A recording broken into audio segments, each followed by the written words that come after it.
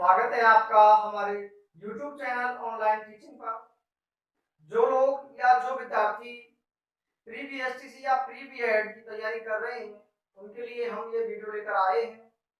दोस्तों, जो लोग प्री बीएसटीसी की तैयारी कर रहे हैं वो लोग एक बार यह देख लें कि सिलेबस में बदलाव किए गए हैं।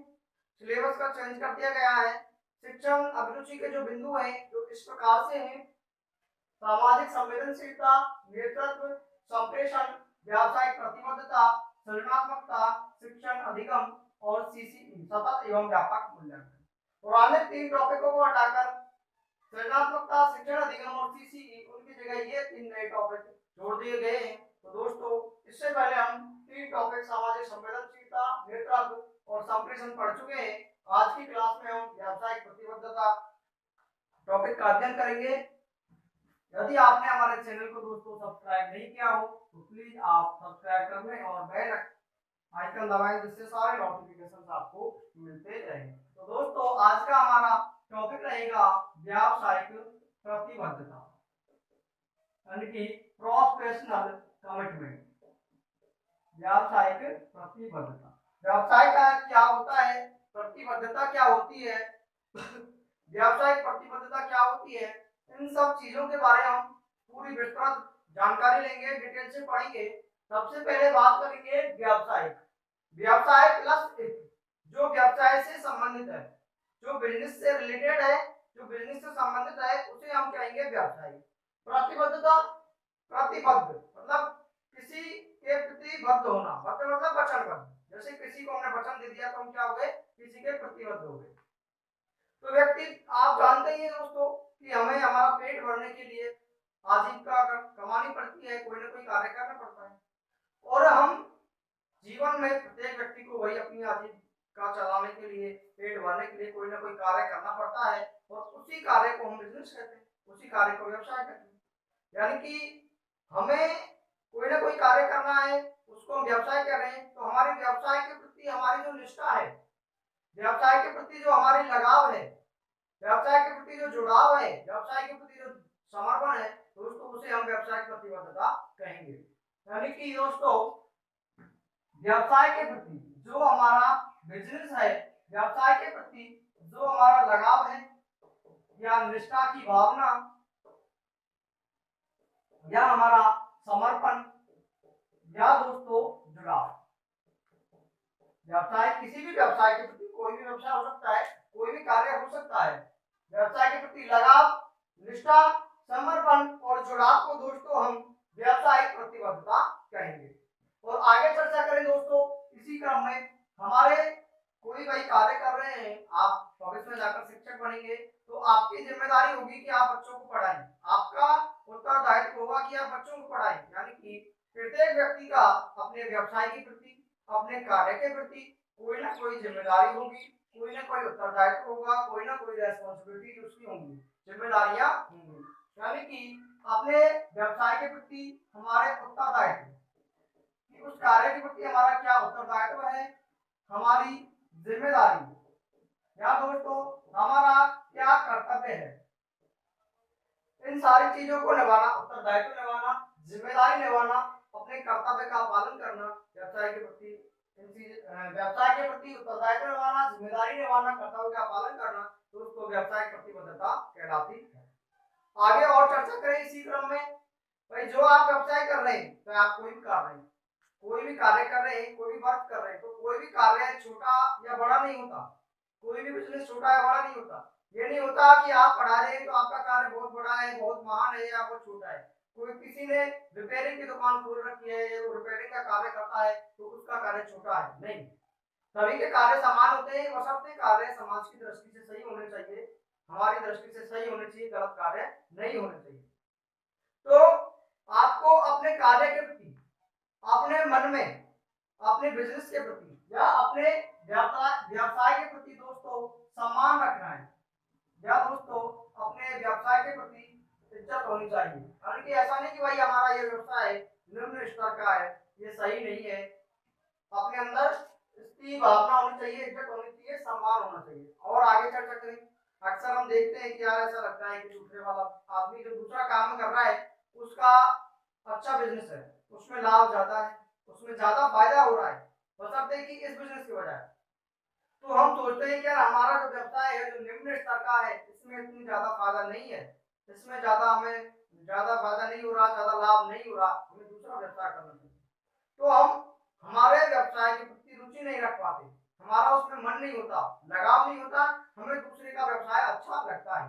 तो दोस्तों उससे क्या होगा, आपके मन में आप अक्सर देखा जाता है कि हमारे व्यवसाय के प्रति हमारे मन में सम्मान नहीं होता, इज्जत नहीं होता, यानी कि हमारे मन में संतुष्टि हमारे मन में संतुष्टि नहीं होती और मन में दोस्तों शांति नहीं होती, क्योंकि हमें दूसरे का व्यवसाय अच्छा लगता है और इसी कारण से हमारा जो व्यवसाय है अच्छी प्रकार से नहीं हो पाता, हम उसमें जो हमारी जो जो वास्तव में जिस प्रकार से हमें कार्य करना चाहिए था उस प्रकार से कार्य नहीं कर पाते और उसमें सफल नहीं हो पाते। तो दोस्तों इसके लिए हमें अपने व्यवसाय के प्रति सम्मान रखना है, इज्जत रखनी है, संतुष्टि रखनी है, शांति रखना है और बहुत ज्यादा लगन मेहनत के साथ हमें उस कार्य को करना है।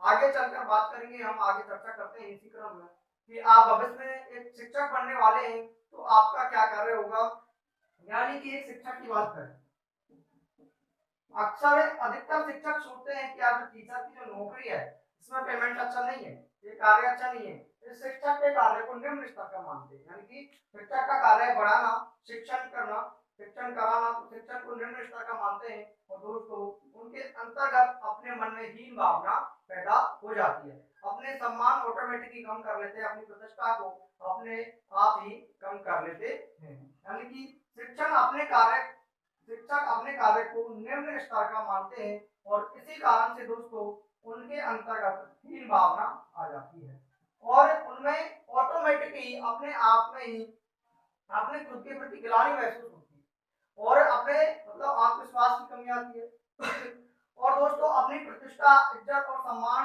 अपने मन में ही कम हो जाता है, क्योंकि वो सोचते हैं कि एक शिक्षक का कार्य अच्छा नहीं है, इसमें पैसे अच्छे नहीं मिलते, नौकरी अच्छी नहीं, इसका आगे और बात करें हम, आप तैयारी कर रहे हैं बीएसटीसी या बीएड की, अक्सर देखा जाता है कि विद्यार्थी या युवा जो बीएसटीसी या बीएड की तैयारी कर रहे हैं वर्तमान में, वो ये सोचते हैं यार बीएसटीसी बीएड कर लेते हैं, कम से कम नौकरी मिल जाएगी, कम से कम नौकरी तो मिल ही जाएगी, या फिर नौकरी नहीं मिलेगी तो कहीं और नहीं मिली तो यहाँ मिल जाएगी, कहीं और नहीं मिली तो हमें नौकरी यहाँ मिल जाएगी,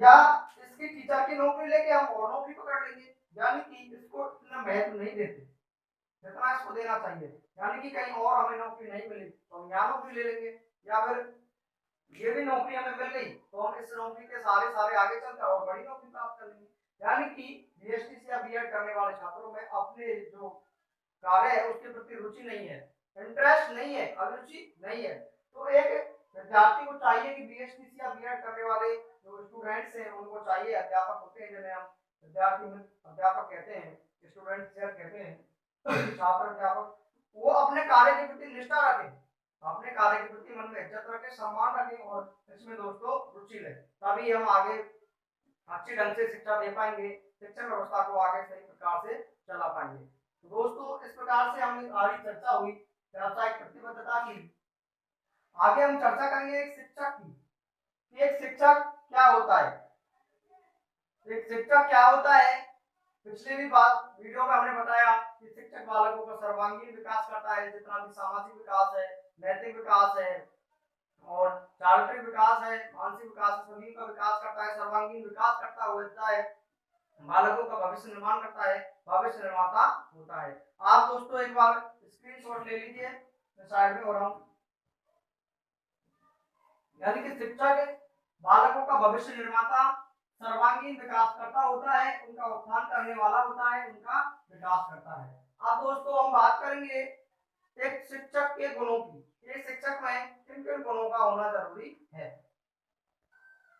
तो दोस्तों शिक्षक में निम्न गुण होने चाहिए, तो शिक्षक में व्यक्तिगत, व्यावसायिक एवं सामाजिक आधार पर अलग अलग गुणों को बांटा है, इनमें निम्न प्रकार के गुण होने चाहिए। तो पहले बात करेंगे दोस्तों शिक्षक के व्यक्तिगत यानी पर्सनल गुणों की, शिक्षक ईमानदार होना चाहिए, यानी कि उसमें बेईमानी का गुण नहीं होना चाहिए, यानी कोई भी कार्य करे ईमानदारी से करे, मृदुभाषी, तो उसकी भाषा मीठी होना चाहिए, ऐसा लगे कि जो से बात कर रहा है कि भाई बहुत अच्छा बोल रहा है। आकर्षक व्यक्तित्व, उसकी जो पर्सनैलिटी है, उसकी जो व्यक्तित्व है जो आकर्षक होना चाहिए, सभी को वो अच्छा लगे। साहसी होना चाहिए, धैर्य, सहयोगी, दूसरे का सहयोग करने वाला हो। सरल स्वभाव, शिक्षक का स्वभाव दोस्तों नेचर सरल होना चाहिए। उच्च आकांक्षा स्तर, आकांक्षा स्तर मतलब किसी भी चीज को प्राप्त करने की इच्छा, उसका स्तर, आकांक्षा स्तर ऊंचा होना चाहिए। भाई ये कार्य तो मुझे करना ही करना है। आगे आत्मविश्वासी, स्वयं के ऊपर दोस्तों विश्वास होना चाहिए कि ये कार्य मैं कर सकता हूँ। धैर्य, धैर्य क्या होना चाहिए उसमें, समायोजन क्षमता, किसी भी चीज को एडजस्ट करने में एडजस्टमेंट की क्षमता उसके अंदर होनी चाहिए। सकारात्मक सोच, उसकी जो थिंकिंग है वो पॉजिटिव सोच होनी चाहिए, पॉजिटिव थिंकिंग होनी चाहिए। सोच सकारात्मक होनी चाहिए, मेहनती होना चाहिए, परिश्रमी होना चाहिए, लगनशील होना चाहिए, सत्यवादी, सत्य बोलने वाला, लगनशील होना, सृजनशील, नई नई चीजों का निर्माण करे, नई नई विधियों का निर्माण करे, बच्चों के लिए पढ़ाने की जो विधि है नए नए तरीके लाए, नए नए विधि लाए। प्रतिभावान, शिक्षक एक प्रतिभाशाली होना चाहिए, और सादा जीवन, उच्च विचार उसका होना चाहिए। और दोस्तों और गुण भी मैंने जैसे आपको बताए थे, संकल्प, दृढ़ निश्चय आदि गुण भी होने चाहिए। नेतृत्व के अंदर जो गुण बताए थे वो सारे गुण शिक्षक में होने चाहिए। आगे बात करेंगे व्यावसायिक गुण। व्यावसायिक गुण मतलब शिक्षक के व्यवसाय से संबंधित, और शिक्षक का व्यवसाय है दोस्तों शिक्षण, शिक्षण कराना। तो दोस्तों शिक्षण से संबंधित या उसके व्यवसाय से संबंधित कौन कौन से गुण उसमें मौजूद होने चाहिए। विषय वस्तु का ज्ञान, शिक्षक जिस सब्जेक्ट को पढ़ा रहा है, जिस बिंदु को पढ़ा रहा है, जिस टॉपिक को पढ़ा रहा है, उसकी उसको नॉलेज होनी चाहिए, उसके बारे में उसको जानकारी होनी चाहिए, यानी विषय वस्तु का उसको ज्ञान होना चाहिए। या इसे हम कह सकते हैं विषय वस्तु की दक्षता, या विषय वस्तु में दक्ष होना चाहिए। अभ्यास क्षमता, यानी कि शिक्षक को निरंतर अभ्यास करते रहना चाहिए, प्रैक्टिस करते रहना चाहिए। मनोवैज्ञानिक दृष्टिकोण, उसकी सोच मनोवैज्ञानिक होनी चाहिए, यानी कि उसका जो दृष्टिकोण है, उसके जो विचार हैं वो मनोवैज्ञानिक होने चाहिए, वैज्ञानिकता होनी चाहिए, तार्किकता, उसकी सोच तार्किक होनी चाहिए, तार्किक चिंतन होना चाहिए उसमें, उसके अंदर वैज्ञानिकता आनी चाहिए, यानी कि तथ्यों को भली भांति प्रकार से जांचे परखे और वैज्ञानिक आधार पर आगे निष्कर्ष निकाले। आगे चर्चा करें दोस्तों प्रभावशीलता। एक शिक्षक को प्रभावशीलता का गुण होना आवश्यक है, एक शिक्षक प्रभावशाली होना चाहिए, किसी बात को कह रहा है तो उसका प्रभाव बच्चों पर रहे।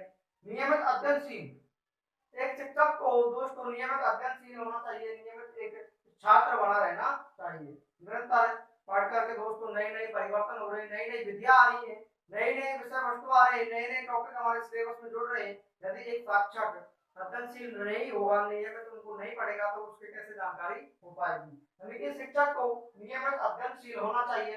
शिक्षा शास्त्र का ज्ञान, शिक्षा शास्त्र मतलब किस प्रकार से बच्चों को पढ़ाना है, ये टॉपिक बच्चों को किस विधि से पढ़ाना है, यानी कि कौन सी विधि का प्रयोग करें, कौन से तरीके का प्रयोग करें, शिक्षा शास्त्र का वाला एक टीचर को ज्ञान होना चाहिए।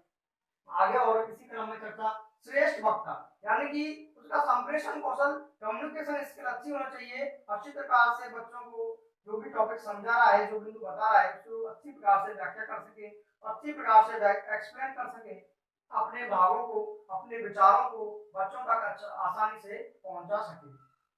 प्रेरक व्यक्तित्व, उसका जो पर्सनालिटी है प्रेरक होना चाहिए, यानी बच्चे उससे प्रेरणा लें कि ये शिक्षक हमारा बहुत अच्छा है, हम इसी की तरह बने।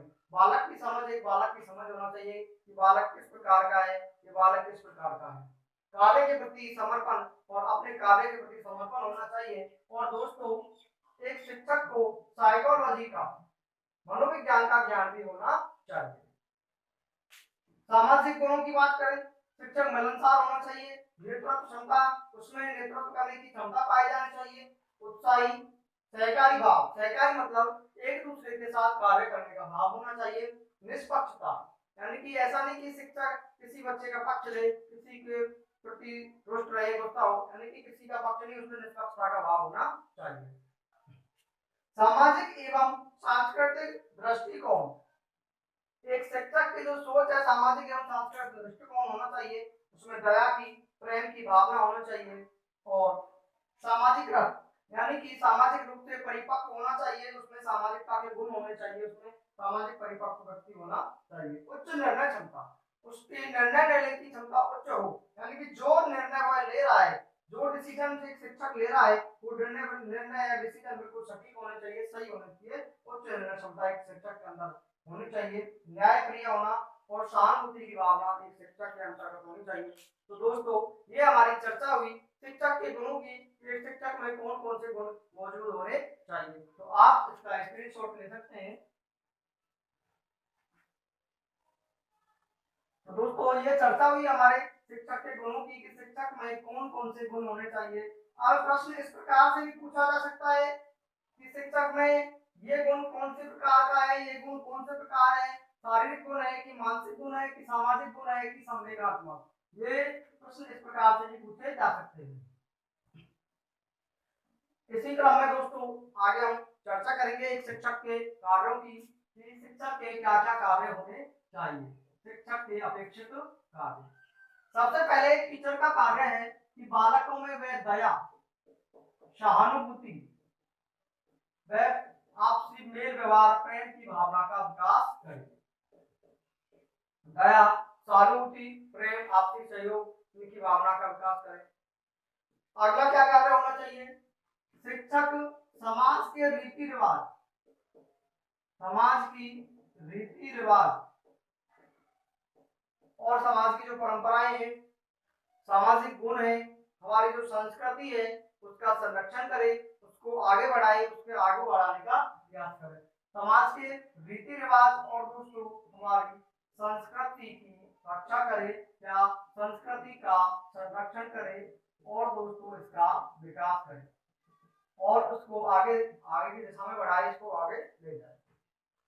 और दोस्तों एक शिक्षक को बालक में अच्छे अच्छे गुणों का विकास करना चाहिए, यानी कि बालक में अच्छे गुणों का विकास करे, बालिका में सुनागरिकता का विकास करे, बालकों में सुनागरिकता का विकास, यानी कि आगे चलकर बालक जिन बच्चों को शिक्षा दे रहा है वो आगे चलकर एक भविष्य में अच्छे नागरिक बने। और दोस्तों बालक में शिक्षक सर्वांगीण विकास करे, यानी सर्वांगीण जितने भी मानवीय, नैतिक, सामाजिक,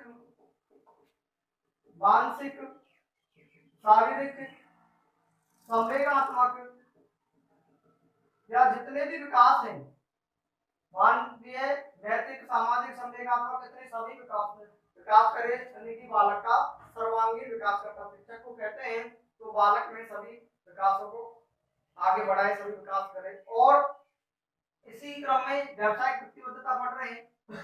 एक शिक्षक को यह होना चाहिए, शिक्षक का दायित्व यह होगा कि एक बालक को इस प्रकार की शिक्षा दे, इस प्रकार की एजुकेशन दे कि बालक आगे चलकर आराम से अपनी आजीविका कमा सके, कोई ना कोई कार्य कर सके, कोई ना कोई व्यवसाय कर सके, कोई ना कोई धंधा कर सके, यानी कि आर्थिक कुशलता के लिए इस प्रकार से शिक्षा दें कि व्यक्ति या बालक आगे आर्थिक कुशलता के कार्य कर सके, अपनी जो आजीविका है उसको आराम से चला सके। और बालकों को इस दृष्टिकोण आगे इस प्रकार से बालक का विकास करे कि भाई बालक है जो हमारे समाज में जो भी सामाजिक मूल्य है, नैतिक मूल्य है, उनका आगे विकास हो। और एक शिक्षक पाठ्यक्रम में या शिक्षा में गुणात्मक सुधार करे, जो जो समय समय पर जो सुधार हो रहे हैं उनको वह करे। ये हुए हमारी शिक्षक के कार्यों की कुछ चर्चा कि शिक्षक के क्या क्या कार्य होने चाहिए। तो दोस्तों आप एक बार स्क्रीनशॉट ले लीजिए। ये हमारी चर्चा हुई शिक्षक के कार्यों की कि शिक्षक के क्या क्या कार्य होने चाहिए। अब अंतिम बिंदु में चर्चा करेंगे हम कि एक शिक्षक की जो व्यवसाय है या शिक्षक का जो बिजनेस है, शिक्षक के जो बिजनेस क्या है, शिक्षक पढ़ाना, तो इसमें वृद्धि होती, शिक्षक के व्यवसाय में वृद्धि होती क्या क्या काम किए जाने चाहिए, यानी कि शिक्षक के व्यवसायिक वृद्धि के उपाय या व्यवसायिक वृद्धि के कार्य या उपाय, या शिक्षक स्वयं क्या क्या कार्य कर सकता है या उसको किस प्रकार का व्यवहार करे, किस प्रकार के कार्य करे। सबसे पहले हम जानते हैं कि आज आधुनिकीकरण हो रहा है, नई नई शिक्षण विधियां आ रही हैं, नए नए टॉपिक जुड़ रहे हैं, नए नए बिंदु जुड़ रहे हैं। तो शिक्षक को सबसे पहले अध्ययनशील होना चाहिए। शिक्षक को सबसे पहले क्या होना चाहिए, नियमित अध्ययनशील, यानी शिक्षक को नई नई चीजों के बारे में जानकारी करनी चाहिए, नॉलेज लेनी चाहिए। नई नई शिक्षण विधियां आ रही हैं उनके बारे में शिक्षक को जानकारी होनी चाहिए। आगे, शिक्षक को समाचार पत्र पत्रिकाओं को अवश्य पढ़ना चाहिए, पर डे, क्योंकि जितनी भी सारी नॉलेज है, जितनी जानकारी है, हमें समाचार पत्र पत्रिकाओं से मिलेगी। यानी कि समाचार पत्र पत्रिकाओं का नियमित पाठक होना चाहिए, क्योंकि इनसे एक शिक्षक को जितने भी संसार की, हमारे पूरे वर्ल्ड की जो नॉलेज है वो प्राप्त होगी। आगे क्या होना चाहिए, शिक्षक को प्रकृति प्रेमी होना चाहिए, यानी कि प्रकृति से प्रेम करना चाहिए और प्रकृति के विकास हेतु उसके कार्य करने चाहिए, जैसे पेड़ लगाए, प्रकृति का संरक्षण करें, पर्यावरण प्रदूषण को रोके, जितने भी पॉल्यूशन है उसको रोके, यानी प्रकृति का संरक्षण करे, प्रकृति प्रेमी होना चाहिए। एक शिक्षक को पर्यटनशील या भ्रमणशील होना चाहिए, क्योंकि पर्यटन से और भ्रमण से एक शिक्षक को जगह जगह की नॉलेज मिलेगी, जगह जगह की जानकारी मिलेगी, और वह उस जानकारी को, नॉलेज को अपने बच्चों के सामने शेयर कर पाएगा, बच्चों को दे पाएगा। और एक शिक्षक को जिस सब्जेक्ट को पढ़ा रहा है उसमें दक्ष होना चाहिए, उससे संबंधित टाइम टू टाइम प्रशिक्षण लेने चाहिए, सेमिनार्स में जाना चाहिए, अभिविन्यास जो कार्यक्रम है उनमें जाना चाहिए, जगह जगह ट्रेनिंग लेनी चाहिए, स्पेशल ट्रेनिंग, प्रशिक्षण और सम्मेलनों में जाना चाहिए। यानी कि उसे अपने विषय से संबंधित या विषय वस्तु से जिस सब्जेक्ट को पढ़ाता है उससे संबंधित प्रशिक्षण लेने चाहिए, स्पेशल ट्रेनिंग लेने चाहिए। इस प्रकार के कार्यक्रमों में भाग ले जहाँ पर इसकी विषय वस्तु को पढ़ाया जाए, आपके वीडियो को नए नए आपके नवाचार के गुण सिखाए जाए, शिक्षक को विभिन्न कार्यक्रमों और विभिन्न सम्मेलनों में वह भाग ले। जितने भी शैक्षिक सम्मेलन होते हैं सभी शिक्षक को भाग लेना चाहिए। और शिक्षक को एक बाल मनोविज्ञान और शिक्षा मनोविज्ञान या शिक्षा शास्त्र जिसे हम कह रहे हैं उसका ज्ञान होना चाहिए, क्योंकि बाल मनोविज्ञान में बालकों का ज्ञान शिक्षक को अनिवार्य रूप से होना चाहिए कि बालक की प्रकृति कैसी है, बालक किस प्रकार का है, बालक का स्वभाव कैसा है, बालक किस प्रकार से व्यवहार कर रहा है। शिक्षा मनोविज्ञान यानी कि हमें बालक को किस प्रकार से शिक्षा देनी है, कौन सी विधि का यूज करना है, किस तरीके का प्रयोग करना है, इन सारी चीजों का ज्ञान होना चाहिए। और शिक्षक को हमारे समाज में जो विभिन्न सांस्कृतिक कार्यक्रम हो रहे हैं उनमें भाग लेना चाहिए और इन कार्यक्रमों को आगे बढ़ाना चाहिए। तो ये दोस्तों शिक्षक के कुछ कार्य हुए कि सबसे पहले शिक्षक को एक नियमित अध्ययनशील या एक नियमित छात्र बना रहना चाहिए। जो जो नए नवाचार आ रहे हैं, नई नई विधियां आ रही हैं, नए नए बिंदु आ रहे हैं, उनके बारे में शिक्षक अवगत रहे, उनके बारे में जानकारी देता रहे और अपने बच्चों को, अपने बालकों को उनसे अवगत कराता रहे। समाचार पत्र पत्रिकाओं का नियमित पाठक हो, जिससे कि सारी नॉलेज उसको मिल सके। प्रकृति प्रेमी हो, प्रकृति का संरक्षण करे, प्रकृति की रक्षा करे, पर्यटनशील हो, भ्रमणशील हो, जिससे उसको बाहर की नॉलेज मिले, अपने विषय से संबंधित विभिन्न प्रकार के प्रशिक्षण ले, विभिन्न प्रकार के कार्यक्रमों में जाए, विभिन्न प्रकार के सम्मेलनों में, शैक्षिक सम्मेलनों में भाग ले, बाल मनोविज्ञान का ज्ञान होना चाहिए, शिक्षा मनोविज्ञान का भी उसको ज्ञान होना चाहिए। बाल मनोविज्ञान का ज्ञान एवं शिक्षा मनोविज्ञान का भी इसको ज्ञान होना चाहिए और शिक्षक को विभिन्न सांस्कृतिक कार्यक्रमों में उसको भाग लेना चाहिए। तो ये इस प्रकार से हमारी चर्चा हुई कि शिक्षक के कार्यों की, शिक्षक के व्यवसाय वृद्धि के लिए उसको कौन कौन से कार्य करने चाहिए। तो दोस्तों यदि आपने हमारे चैनल को सब्सक्राइब नहीं किया है तो प्लीज आप सब्सक्राइब कर लें, और यदि आपको हमारा वीडियो पसंद आए तो लाइक करें, शेयर करें, सब्सक्राइब करें। धन्यवाद।